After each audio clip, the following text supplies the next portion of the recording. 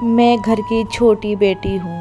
हाँ, वही छोटी सी जो हर बात पर ज़िद करती, जिसे हर चीज़ चाहिए होती थी, जो बिना वजह रोती थी और फिर खुद ही हंस भी देती थी।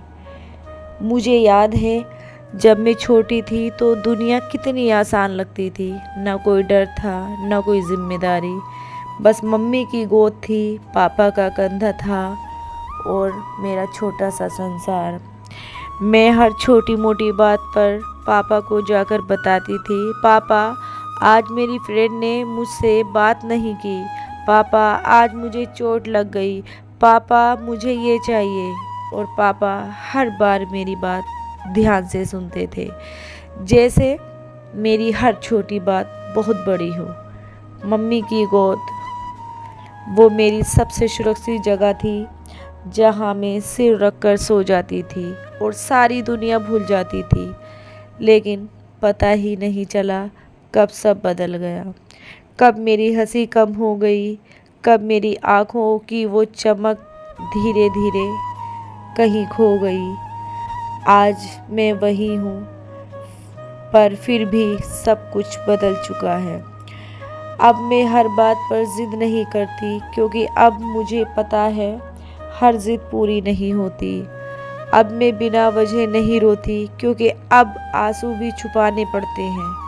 अब मैं हंसती हूँ, लेकिन हर हंसी के पीछे एक दर्द छुपा होता है। पहले मैं हर बात पापा को बताती थी, लेकिन अब मैं अपने दर्द अपने अंदर ही छुपा लेती हूँ, क्योंकि अब मैं समझ गई हूँ कि हर बात बताना ज़रूरी नहीं होता। कुछ बातें बस दिल में ही अच्छी लगती हैं। पहले मैं मम्मी की गोद में सिर रखकर सो जाती थी, लेकिन अब रातों में जाकर खुद को समझाती हूँ, सब ठीक हो जाएगा, तू मजबूत है, तुझे रोना नहीं है।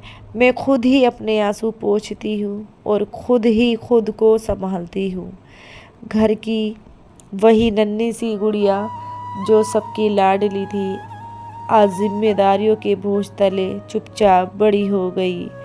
किसी ने ध्यान ही नहीं दिया कब मेरी हंसी कम हो गई, कब मेरी खामोशी बढ़ गई, कब मैं अंदर से टूटने लगी और बाहर से मजबूत दिखने लगी।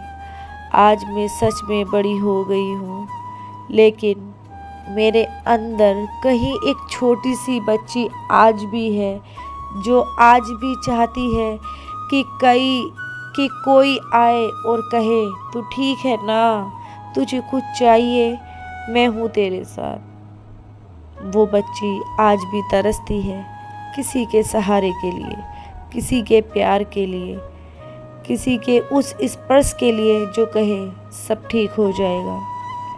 कभी कभी मैं खुद से ही पूछती हूँ, क्या मैं वही हूँ, वही छोटी सी लड़की हूँ जो बेफिक्र हंसती थी, या फिर मैं अब वो बन चुकी हूँ जिसे दुनिया ने चुप रहना सिखा दिया है।